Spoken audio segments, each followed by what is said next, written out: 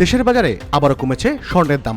ভরিতে ১,২৪৮ টাকা কমিয়ে ২২ ক্যারেট এক ভরি স্বর্ণের দাম ১,৩৯,৩৩৮ টাকা নির্ধারণ করা হয়েছে। সোমবার সন্ধ্যায় এক বিজ্ঞপ্তিতে এ তথ্য জানিয়েছে বাংলাদেশ জুয়েলার্স অ্যাসোসিয়েশন বাজুস। মঙ্গলবার থেকেই এই নতুন দাম কার্যকর হবে। বিজ্ঞপ্তিতে বলা হয়, স্থানীয় বাজারে তেজাবি স্বর্ণের মূল্য কমেছে, ফলে সার্বিক পরিস্থিতি বিবেচনায় স্বর্ণের নতুন দাম নির্ধারণ করা হয়েছে। নতুন দাম অনুযায়ী প্রতি ভরি ২২ ক্যারেট স্বর্ণের দাম পড়বে ১,৩৯,৩৩৮ টাকা। এছাড়া ২১ ক্যারেটের প্রতি ভরি ১,৩৩,০০৫ টাকা, ১৮ ক্যারেটের প্রতি ভরি ১,১৪,০০৪ টাকা এবং সনাতন পদ্ধতির প্রতি ভরি স্বর্ণের দাম ৯৩,৬০৪ টাকা নির্ধারণ করা হয়েছে।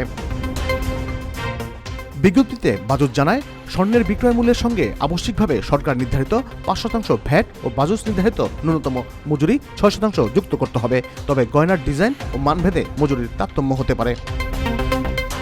এর আগে সবশেষ ১৮ ডিসেম্বর দেশের বাজারে স্বর্ণের দাম সমন্বয় করেছিল বাজুস। সে সময় ভরিতে ২,০৮৮ টাকা বাড়িয়ে ২২ ক্যারেটের এক ভরি স্বর্ণের দাম ১,৪০,৫৮৬ টাকা নির্ধারণ করা হয়েছিল।